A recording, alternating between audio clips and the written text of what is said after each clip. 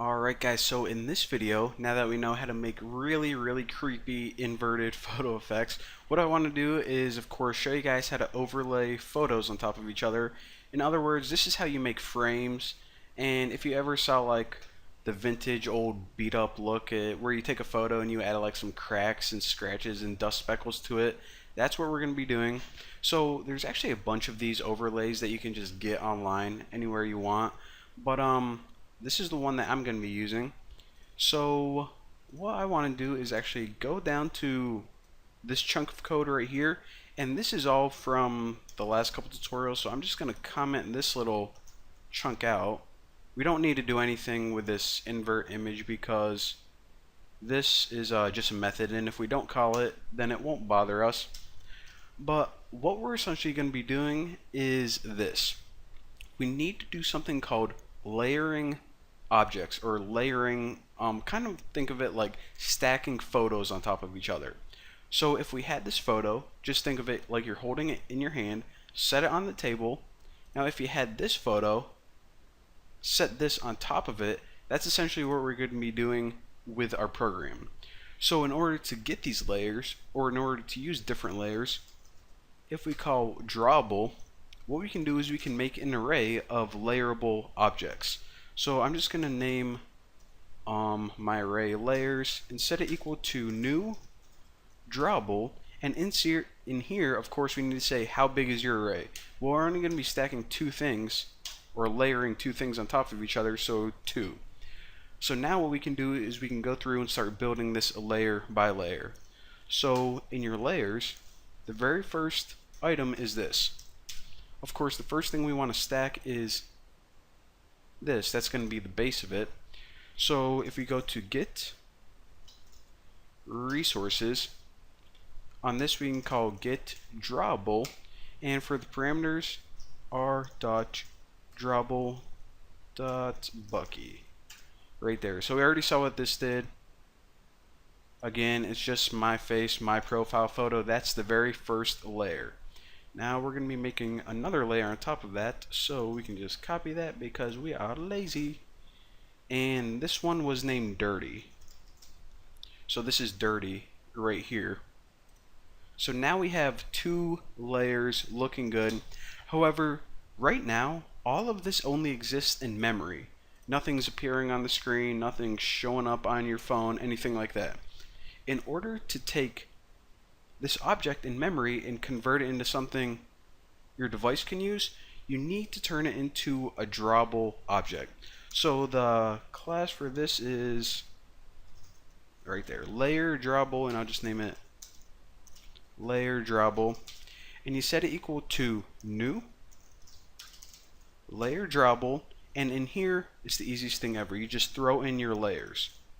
So this is going to take whatever your stack is, whatever layers of photo you have, and it's going to convert it into a drawable object so your device can display it. So now the only thing you have to do is you can just take your image view, which is that area where you can display an image, set image drawable, and in here we can just type right like that, the drawable layers. So now let me go ahead and run this.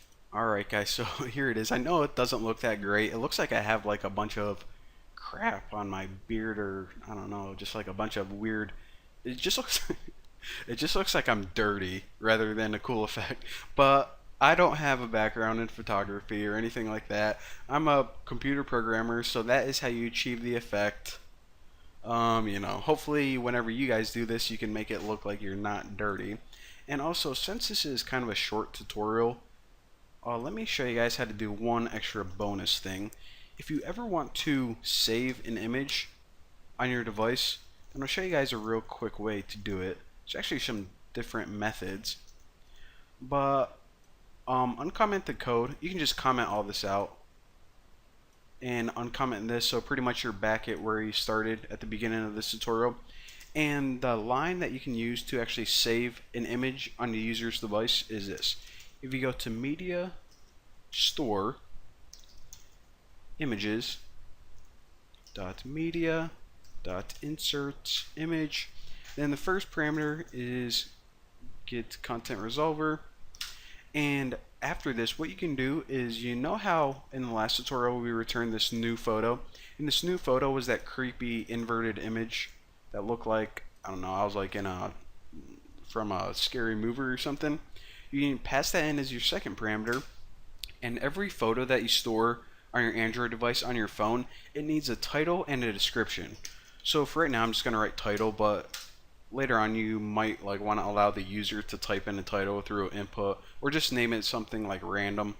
And of course, I'll just put the word description for a description, but this would be something like me at the beach, or hey, this is me and my girlfriend, and this is private, so hopefully you're not reading this right now. So, you know, something like that off the top of my head. So, by the way, this is not my girlfriend, for everyone who's asking. This is my sister. And, yeah, some people asked if she was my wife, and, she's definitely not. So, that is how you do this. And, of course, if I ran this right now, then we won't be able to see anything. But if you are running this on an actual device, and you run this bit of code right now, you can run it, and then if you close out of the app and look back in your gallery or your photos, whatever it's called, you're going to see that it indeed did save the image. It did save the image to your device.